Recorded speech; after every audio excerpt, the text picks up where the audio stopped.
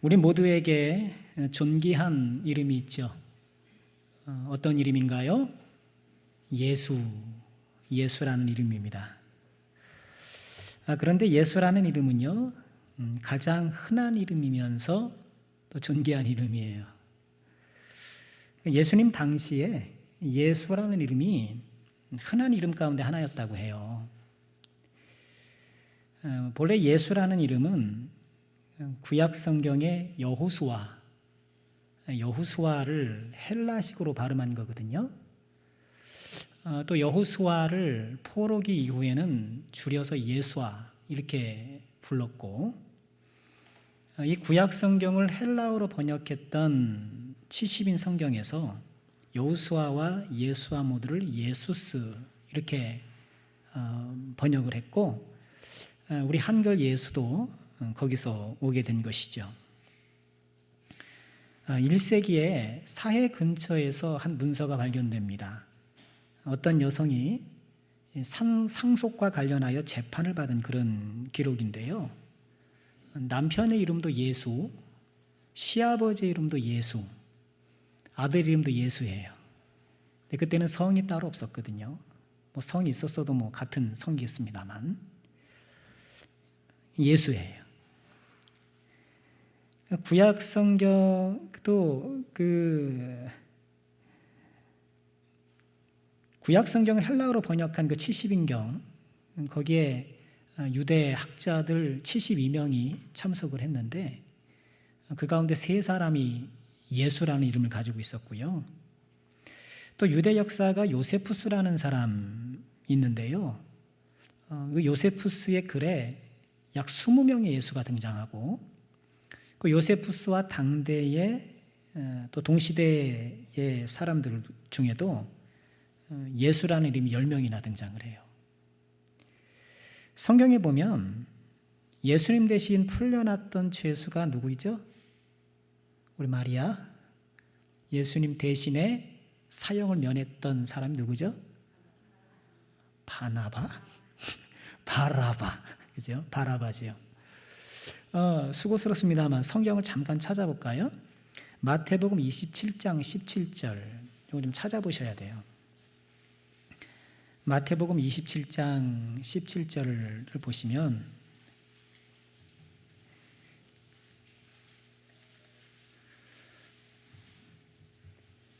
마태복음 20장 17절 찾으셨나요?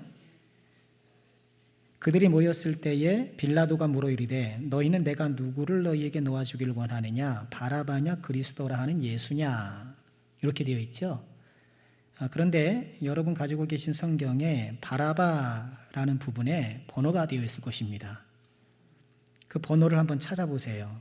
각주 번호를 쫓아가면 이렇게 되어 있죠. 어떤 사본에 바라바라 하는 예수냐, 이렇게 되어 있던 거예요. 그러니까 바라바도 예수라는 이름으로 또 불리기도 했던 거예요.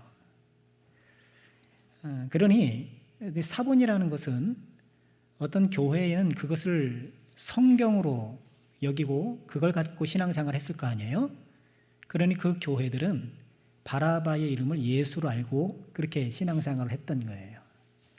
그러니 빌라도 입장에서는 이쪽 예수냐 이쪽 예수냐 이런 식으로 된 거예요. 그리고 사도행전 13장 6절에 보면 바울 사도와 바나바가 1차 전도 여행을 구브로 섬으로 가게 되는데 거기에는 바예수라는 사람이 있었어요. 거짓 선지자 겸 마술사다, 이렇게 소개하고 있거든요. 바예수는 예수의 아들이라는 거예요. 그러니까 예수의 이름이 굉장히 흔했어요. 예수님께서 이 땅에 오셨을 때 흔한 이름으로 오신 거예요. 우리 가운데 흔한 이름이 뭐죠? 우리 학교 가서 철수영이를 배웠으니까 철수영이로 하십시다. 그렇게 흔한 이름으로 오신 거예요. 그런데 그 흔한 이름이 가장 귀한 이름이 되었죠. 흥미로운 것은 이제 2세기로 접어들면서 여러 문헌에서 예수라는 이름이 사라져요. 왜 그럴까요? 기독교인들은 예수라는 이름을 함부로 쓰기가 그렇죠. 아들 낳으면 예수로 지으실 겁니까? 예? 또 아들 낳으면 뭐 김예수, 이예수, 박예수 지으실 거예요. 안 짓잖아요. 그러니까 불경스러울 수 있으니 예수라는 이름을 회피했고, 유대인들 입장에서 예수를 믿는 사람들은 이단이니까 그런 이단의 어떤 우두머리의 이름을 쓰는 것을 더 피했겠죠. 그러니까 기독교인도 피하고 유대인도 피하다 보니까 2세기부터는 문헌에 예수라는 이름이 등장하지 않게 돼요. 자, 예수라는 이름이 가장 흔하지만 가장 귀한 이름이 되었는데, 또 예수님만큼, 예수라는 이름만큼 또 흔한 여자의 이름이 마리아예요. 마리아는 구약성경 모세의 누이 미리암의 헬라식 발음이에요. 그것도 미리암을 헬라식으로 마리아 이렇게 발음을 했는데, 신약성경에서만 6명의 마리아가 등장합니다. 자, 아는 사람 누구죠? 제일 먼저 떠오르는 마리아가 누군가요? 제일 먼저 떠올라요? 예수님의 어머니 마리아, 그렇죠? 또 막달라 마리아, 또 마르다와 마리아, 그죠? 그 자매 기억나시죠? 그 마리아, 또 마가 요한의 어머니 마리아라는 분, 또 야고보와 요셉의 어머니 마리아, 그리고 로마서에 보면 로마 교회 성도 가운데 마리아라 이름하는 그런 성도가 또 있었어요. 흔한 이름이었죠. 자, 그러나 예수님의 이름이 존귀한 이름이 되었던 것처럼 흔하디 흔한 마리아라는 이름이지만, 오늘 우리가 살펴볼 막달라 마리아는 귀한 믿음이 되었어요. 막달라 마리아의 믿음을 한번 살펴보면서 같이 은혜를 받고 또 함께 도전을 받아보고자 합니다. 오래전에 서울 총신대 앞에는 좀 정신이 온전치 못한 그 여인이 자주 나타났다고 해요. 그래서 보는 사람마다 좀 돈을 달라고 그렇게 했나 봐요. 뭐 1,000원 주세요, 뭐 그래 했나 봐요. 그런데 신학생들 사이에서 그 여인의 별명이 생겼는데 막달라 마리아, 막 달라는 거예요. 막달라 마리아라는 별명이 생겼다고 합니다. 그 막달라 마리아는 아니고요. 이 막달라 마리아의 삶을 통해서 우리에게 주시는 교훈은 무엇일까요? 먼저 이 막달라 마리아는요, 7 귀신에서 벗어났다, 그렇게 우리에게 소개해주고 계십니다. 이 막달라는 뭐 성이 아니에요. 이 마리아의 출신 지역, 출신 성읍 이름입니다. 이 막달라라는 도시는 갈릴리 호수 서편에 있는 그런 도시라고 해요. 그러니까 예수님께서 공생애를 시작하실 때 어디서부터 시작하셨죠? 갈릴리 지역에서. 그래서 제자들도 갈릴리 바다에서, 맞죠? 네, 갈릴리 바다에서 어부 노릇하는 그런 제자들을 부르시기도 하고, 갈릴리에서 처음 사역을 하셨는데, 아마도 예수님께서 갈릴리에서 이 하나님 나라를 증거하실 때에 이 막달라 마리아도 예수님을 처음 만났던 것으로 보여요. 그런데 막달라 마리아는 독특한 이력이 있죠. 2절에 보니까 7 귀신 나간 자 막달라 마리아, 이렇게 소개를 해요. 그러니까 예수님을 만나기 전에 7 귀신에 사로잡힌 불행한 삶을 살았어요. 7 귀신. 7이 주는 그 상징적 의미가 있죠. 7은 완전수잖아요. 그러니 완전히 귀신에 사로잡힌 삶을 살았던 것이죠. 귀신에 사로잡힌 거 우리 경험을 못 해봤으니까 그렇게 생각해 보면 조금 느낄 수 있지 않나 싶어요. 내가 어떤 일을 고민할 수 있잖아요. 제가 종종 드는 예화입니다만, 중국집 가서 묵상을 한참 하잖아요. 짜장면 먹을까, 짬뽕 먹을까, 그냥 한참 묵상하잖아요. 짜장면, 짬뽕 생각하면서도 옥신각신 할까 말까 그러면서도 괜히 신경 쓰이고 그러잖아요. 그 순간, 짧은 순간에. 중요한 일을 결정할 때 할까 말까.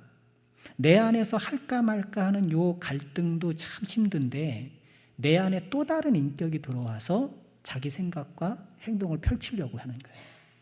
근데 그 인격이 7이에요. 또 어떤 경우에는 군대 귀신, 수천의 인격이 들어오는 거예요. 이건 뭐 사람이 온전할 수가 없는 것이죠. 그런데 이 7 귀신에 사로잡혔던 이 막달라 마리아가 예수님을 만나서 7 귀신에서 해방이 된 거예요. 할렐루야. 우리 주님이 이렇게 사로잡혀 살고 있었던 한 여인을 해방시켜 주는 거예요. 막달라 마리아가 신실한 예수님의 제자로 나아가는 첫 걸음은 그녀를 사로잡고 있었던 7 귀신으로부터 풀려나는 거예요. 우리도 마찬가지가 아닐까요? 우리가 예수님의 신실한 제자로 살아감에 있어서 필요한 것 가운데 하나는 7 귀신으로부터 벗어나는 거예요.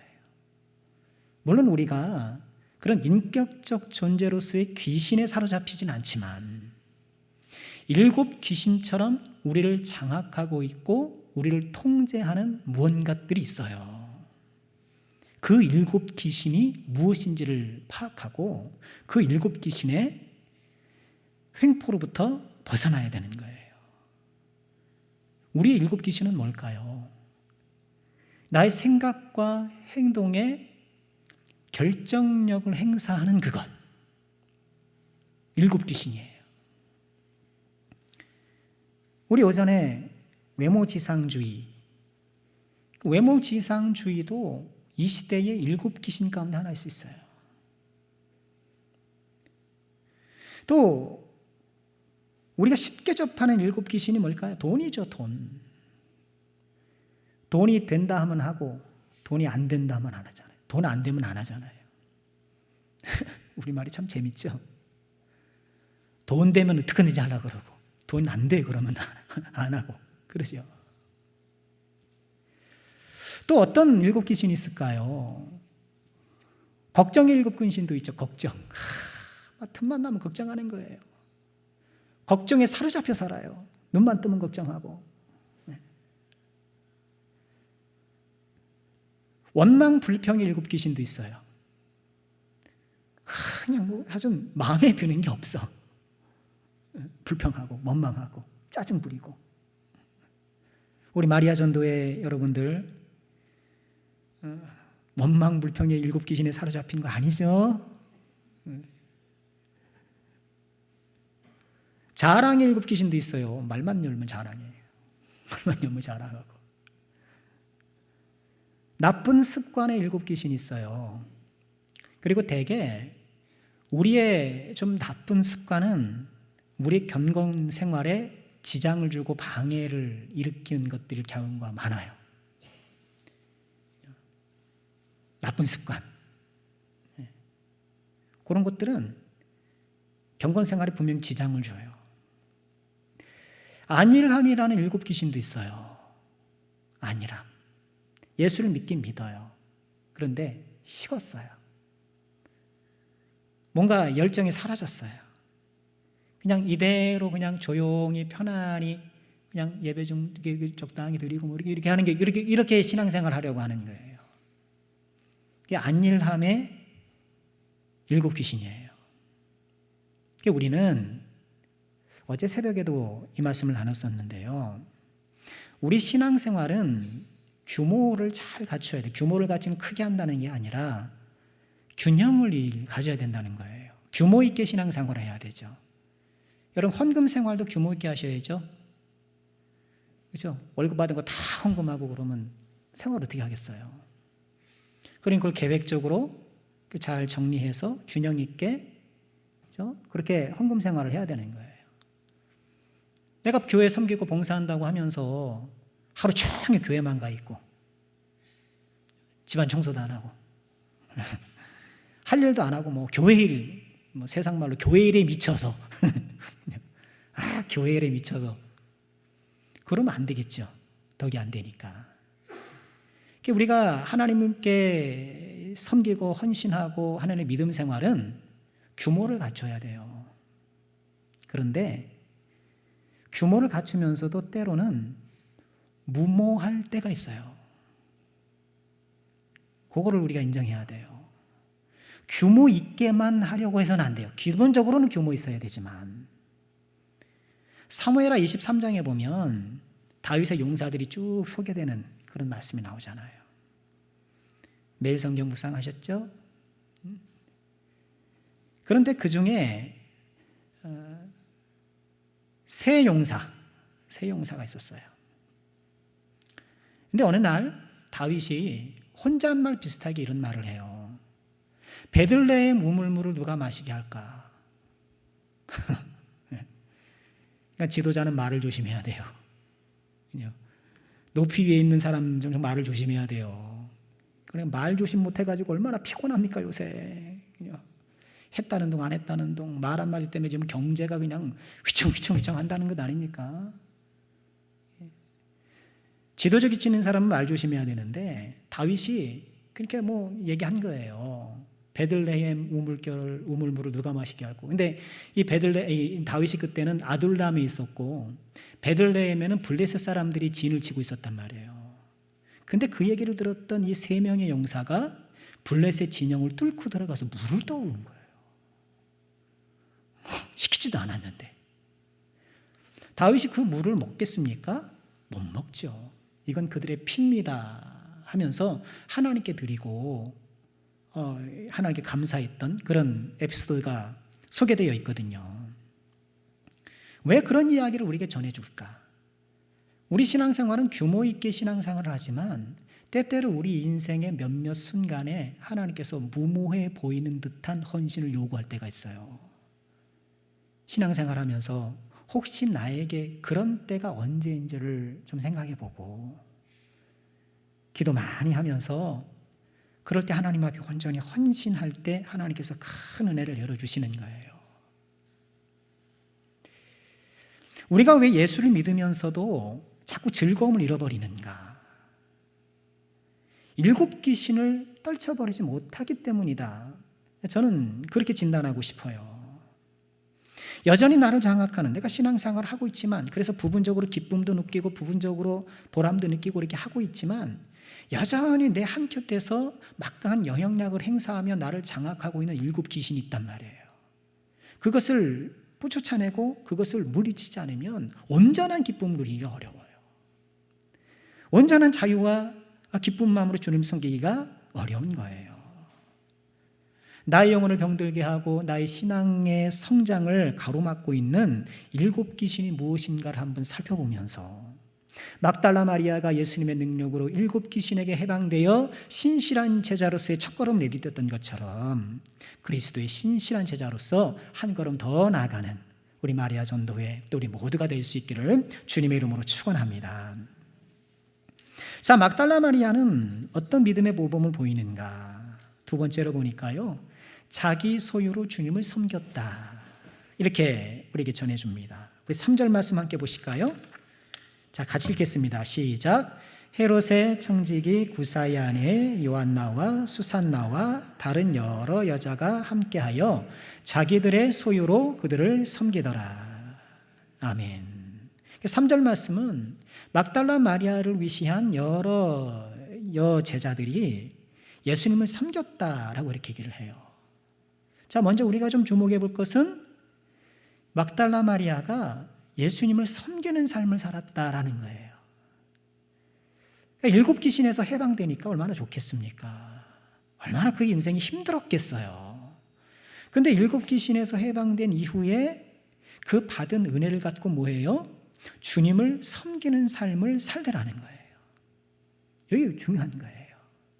그러니까 하나님께서 우리에게 은혜를 주실 때는 그냥 너 좋아라, 그 은혜를 누리고 혼자 기뻐해라 라고만 주신 것이 아니고 그 주신 은혜로 예수님과 예수님의 제자들, 즉 교회를 섬기라고 주신 거예요. 은혜 받은 사람이 은혜를 받기만 하고 섬기지 않으면 영적 비만에 걸려요. 지난주에도 비만 얘기를 했는데 목소리에 힘이 들어가네요. 영적 비만에 걸려요.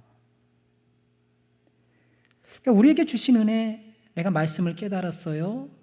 나에게 은혜를 주셨어요. 또 나에게 어떤 직분적인 은혜를 주시기도 하고 각양각색의 여러 종류의 은혜를 주셨는데 그거를 받고 있기만 하면 그 은혜를 사용해서 주님을 섬기지 않으면 우리에게 해가 돼요. 해가 돼요. 오늘 이 막달라 마리아가 예수님을 만나서 7 귀신으로부터 벗어난 그 놀라운 은혜를 잊고 그 은혜를 갖고 예수님을 섬겼던 이 모범, 우리가 꼭 본받아야 되겠고요. 지금 그렇게 해오셨잖아요. 그래서 우리는 계속해서 은혜 받고 계속해서 섬기고, 또 섬김을 통해서 은혜 받고 그 받은 은혜로 또 섬기고, 섬김과 은혜의 이게 순환을 통해서 우리 믿음이 성장하고 삶이 더 영적으로 기름져지고, 이런 더 귀한 은혜가 우리 주위한 모든 종들의 삶 가운데 풍성해지기를 주님의 이름으로 축원합니다. 또 우리는 예수님이 섬김을 받으신다라는 것에도 좀 주목해야 돼요. 이렇게 좀 이따 살펴보겠습니다만, 당시에 이렇게 여성들이 어떤 선생님을 쫓아다니고 하는 일들은 낯선 일이었어요. 낯선 일이에요. 그런데 예수님께서는 문화적으로 좀 낯설긴 하지만 이 여인들의 섬김을 받으셔요. 어이구, 그만두십시오. 어이구, 말리지 않으셔요. 예수님은 섬김을 그냥 받으세요. 요건 우리도 본받아야 될 부분이에요. 어떻게 받으십니까? 한 과부가 2렙돈의 헌금을 드리잖아요. 500원짜리 2대를 드리잖아요. 근데 그 헌금의 가치에 대해서 성경이 뭐라고 합니까? 생활비 전부를 넣었다라고 얘기를 해요. 왜 저 같으면 그걸 거기다 다 넣으면 어떡합니까? 나중에 형편 좋아질 때 하십시오. 헌금통에 다시 꺼내가지고 다시 줄 것 같아요. 네. 먼저 있던 교회에서 어떤 분이 거액연금을 하신 적이 있어요. 거액연금, 수천만 원을 하셨어요. 거액연금을 하셨어요. 나이가 지긋하신, 은퇴하신 장로님이었는데, 그래서 오금제교회 김정환 목사님이 지혜로우신 분이거든요. 그 헌금을 우선 딱 붙들고 있는 거예요. 붙들고만 있었어요. 왜냐하면 가족들이 그잖아요. 가족들이 우리 아버지가 지금 잠깐 이게 좀 생각을 잘못해서 그럴 수 있었습니다. 충동적으로 이렇게 한 겁니다. 이렇게 문제를 삼을 수도 있었잖아요. 그러니까 그것을 교회 재정에 바로 이렇게 편입시키지 않고 조금 기다려 주시더라고요. 예수님은 2렙돈 넣었는데 안 말려요. 받으세요. 우리도 서로 믿음 생활하면서 서로 사랑할 때에 다른 사람의 사랑과 섬김을 받아줄 줄 아는 것도 은혜예요. 다른 사람의 도움을 좀 받으세요. 다른 사람이 섬길 때 하나님께 감사하면서 또 섬기는 그분에게 또 고마워하면서 받으세요. 신세 좀 지고 그러세요. 도움받는 거, 난 도움 안 받아. 난 도움 안 받아. 도움 받으면 내가 좀 이렇게 낮아지는 것과 도움 받으면 내가 조금 이렇게 좀 안 좋아 보이고 오해예요. 그리스도의 사랑은 서로 주고받는 거잖아요. 그러니 사랑을 주고 또 사랑을 잘 받고, 내가 받아서도 다른 사람을 또 섬기면 되고. 예수님은 막달라 마리아의 이런 섬김, 당시 문화로서는 여성이 특정 선생님을 쫓아다니면서 섬기는 행위가 좀 낯설었음에도 불구하고 그것을 받아주시는 거예요. 또 이 막달라 마리아의 섬김의 주요 특징은 뭡니까? 말씀드린 것처럼, 우리가 읽었던 것처럼 자기 소유로 섬기더라는 거예요.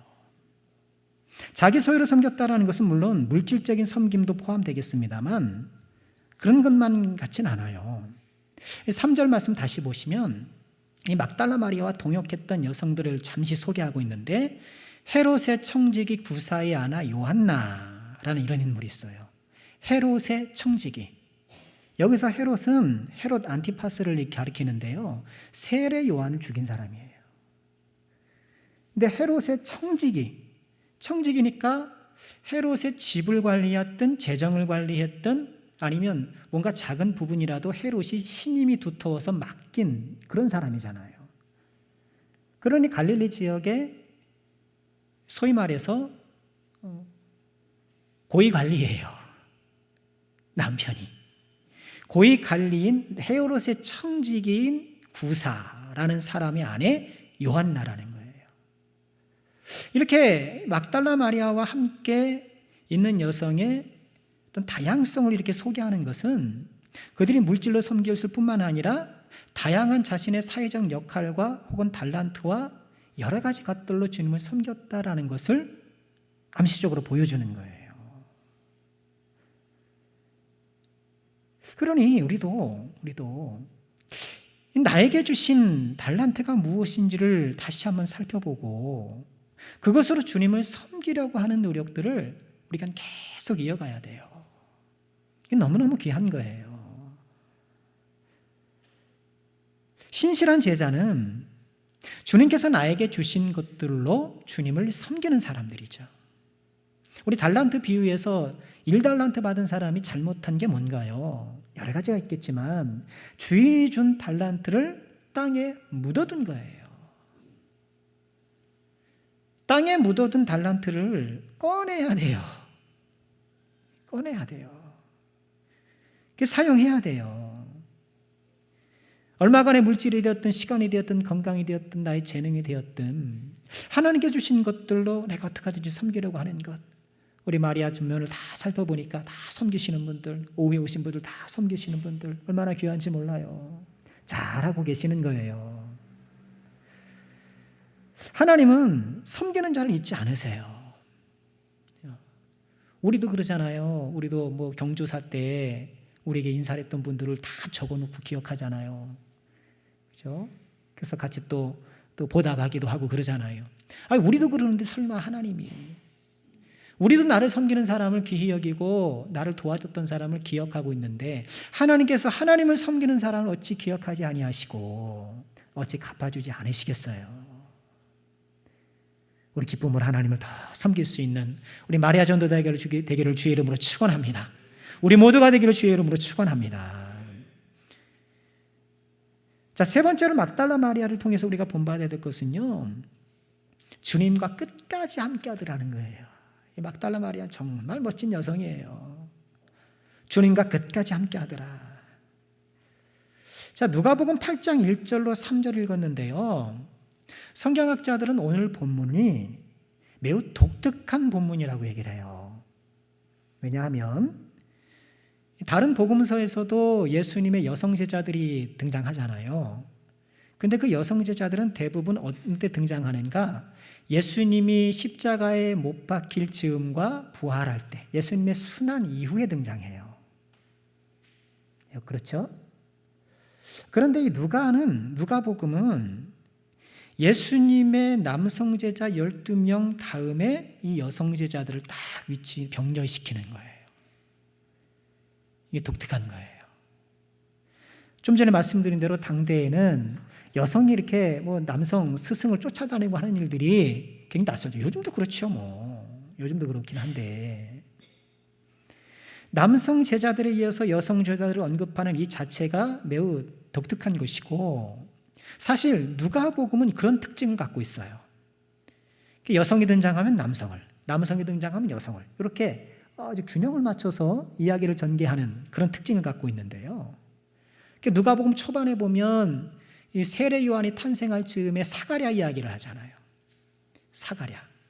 그리고 곧 이어서 예수님의 탄생 이야기하면서 마리아 이야기를 해요. 그러니까 사가랴에게 수태고지, 마리아에게 수태고지. 그렇게 나오고, 예수님이 탄생했을 때 부모가 이 아기 예수님을 데리고 성전에 올라가니까 시므온이라는 사람이 아기 예수님을 안고 기도해요. 그런 다음에는 아셀지파 바누엘에 따라 안나라는 여선지자가 또 예수님을 보고 하나님께 찬송 감사를 올려드려요. 누가복음 4장에 보면 구원받은 이방인 가운데도 하나님의 은총을 받은 사람을 소개하면서 사렙다가브를 소개하고 나만 장군을 소개해요. 이른 양의 비유에서도 양을 잃어버린 남자 목자를 이야기하고 문화를 잃어버리면서 방바닥을 쓸면서 찾는 여성을 이야기해요. 남자, 여자, 남자 이렇게 이야기를 해요. 당시로서 매우 파격적이라는 거예요. 누가가 이처럼 당대에 있어서는 조금 파격적인 이런 편집을 구사하는 이유 가운데 하나는 무엇일까요? 이 여성들이 예수님을 섬겼다라는 사실을 잊지 않도록 하고 그것을 강조하기 위해서였던 것이죠. 그리고 이 여성 제자들이 했었던 예수님 섬겼던 가장 귀한 일들 가운데 하나는 예수님과 끝까지 함께 했던 거예요. 특별히 막달라 마리아가. 예수님의 제자를 부르실 때의 첫 번째 목적이 무엇이었을까요? 일시키려고요. 그건 첫 번째 목적이 아니에요. 8장 1절 보실까요? 그 후에 예수께서 각 성과 마을에 두루다니시며 하나님 나라를 선포하시며 그 복음을 전하실세 12 제자가 함께하였다. 그런데 마가복음 3장 13절에 예수님께서 제자를 부르신 장면을 보면 또 산에 오르사 자기가 원하는 자들을 부르시니 나온지라 이에 12를 세우셨으니 이는 자기와 함께 있게 하시고 또 보내사 전도도 하고 귀신을 내쫓는 권능도 가지게 함이라. 전도도 하고 권능도 행하는 것 앞서서 뭘 하는 거예요? 예수님과 함께 하는 것. 그러니까 예수님께서 제자들을 부르셨을 때의 그 첫 번째 목적은 예수님과 함께 하는 거였어요. 남성도 마찬가지고 여성도 마찬가지예요. 예수님과 함께 하는 것. 저와 여러분이 예수님의 신실한 제자의 삶을 살아가기 위하여서는 무엇부터 시작해야 돼요? 예수님과 함께 하는 것. 주님을 모시고 살아가는 것. 주의 말씀을 듣고 또 주님께 말씀을 드리고 주님의 마음을 배우고 주님을 닮아가고 주님과 함께하는 이런 경건의 시간, 이 주님과 함께하는 시간을 내가 꼭 확보하고, 여러분 어떤가요? 지금 주님과 함께하는 시간이 잘 구비되어 있으신가요?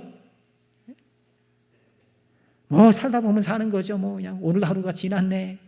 아침에는 출근하기 바쁘고 집에 오면 퇴근하기 바쁘고 밥 해대야 되고 죄송합니다. 표현이 그러네.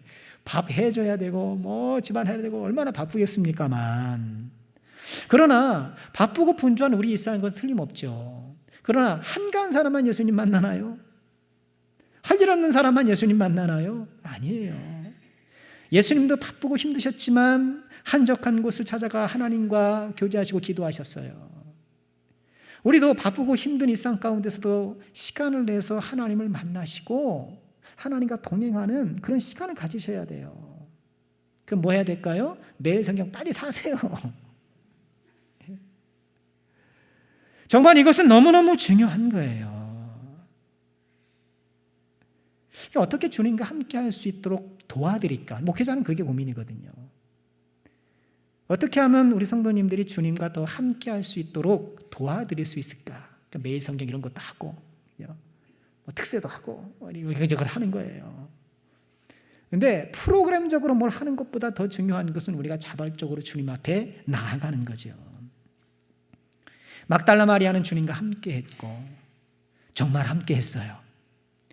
지금 갈릴리에서 예수님께서 순회전도 사역을 하신 것 아닙니까? 갈릴리에서 각촌을 두루 다니셨다고 했으니까 순회전도를 하셨는데 거기에 같이 다니면서 갈릴리 사역에 예수님과 동행했어요. 그리고 예수님께서 예루살렘으로 올라가셔서 십자가에 달려 돌아가실 때에 그 예루살렘에 갈 때도 예수님과 함께 했어요. 예수님께서 십자가에 못 박혀 돌아가실 때에 남자 제자들은 다 도망갔잖아요. 이 남자들은 다 도망가요. 어디 보자, 여기 남자들 많이 도망갔잖아요, 지금. 남자들은 다 도망가더라고요. 근데 막달라 마리아는 예수님께서 십자가에 못 박히시는 그 자리까지 같이 갔어요. 숨을 거두시고 아리마대 사람 요셉의 무덤에 안치되는 것을 확인했어요. 무덤의 위치를 확인하고, 그리고 안식 후 첫날 이른 아침에 향유를 준비해서 예수님께 발라드리려고 이른 아침에 갔어요. 가서 뭘 발견했어요? 빈 무덤을 발견했어요. 예수님의 시체가 어디 갔는가? 부활하신 예수님이 처음 만난 사람이 누굴까요? 막달라 마리아예요. 마가복음 16장 9절이에요. 안식 후 첫날 이른 아침에 살아나신 후에 전에 7 귀신을 쫓아내주신 막달라 마리아에게 먼저 보이시니 갈릴리에서 동행해요. 예루살렘에서도 동행해요. 십자가에 못 박히실 때도 함께해요. 무덤에 묻히셨을 때도 함께해요. 믿음의 빈 무덤을 그가 보았어요. 부활하신 예수님 만났어요. 예수님과 끝까지 함께하는 막달라 마리아. 그 세상에서는요, 막달라 마리아가 예수님의 부인이다 막 이렇게 주장해요. 말도 안 되는 소리 하죠. 막 호기심 좋아하는 그런 게 세상에 사가들 있잖아요. 막달라 마리아는요, 우리가 사도신경 하면서도 본디오 빌라도에게 고난을 받으사 십자가에 못 박혀 죽으시고 십자가에 못 박혀 죽으신 요 장면을 목격한 제자들은 남자 제자들이 아니라 막달라 마리아를 위시한 여자 제자들이에요. 못 박혀 죽으시고 장사한 지, 예수님의 장사도 누가 봤어요? 막달라 마리아와 여성 제자들이 본 거예요. 사흘 만에 살아나사 누가 봤어요? 먼저 막달라 마리아와 여성 제자들이 봤어요. 그러니까 사도신경에 나오는 그 부분, 그러니까 아무리 외우고 해도, 베드로가 아무리 이렇게 해도 예수님 돌아가시는 거 못 봤죠? 묻히시는 거 못 봤죠? 빈무덤은 나중에 가서 봤지만, 사도신경에 나와 있는 부분에 대해서 직접 목격한 남자 제자는 없어요. 오히려 막달라 마리아를 비슷한 이 여성 제자들이 사도행전이 쭉 나열하고 있는 예수님의 행적을 샅샅이 보았던 사람들이에요. 얼마나 큰 축복입니까? 어떻게 될 때? 예수님과 함께 할 때. 오늘 이 거룩한 오후에 함께 헌신 예배를 드리는 우리 마리아 전도회가 이런 막달라 마리아 전도회가 되기를 주님의 이름으로 축원합니다. 주님과 동행하는 마리아들, 주님과 동행하는 마리아들. 자, 말씀을 마치고자 합니다. 흔한 이름을 가졌던 마리아지만 그의 믿음은 결코 흔하지 않는 믿음이었습니다. 어떤 믿음으로요? 자신을 지배하고 있었던 일곱 귀신에서부터 벗어났고, 또 자신에게 주신 것들로 주님을 섬기는 그런 은혜를 누렸고, 또 예수님의 발자취를 끝까지 동행하여서 부활의 첫 증인이 되는 그런 축복을 받았습니다. 이런 막달라 마리아처럼 주와 동행하고 또 그로 말미암아 하나님께 큰 칭찬과 상급을 받는 우리 귀한 마리아 전도회 또 우리 모두가 될 수 있기를 주님의 이름으로 축원합니다.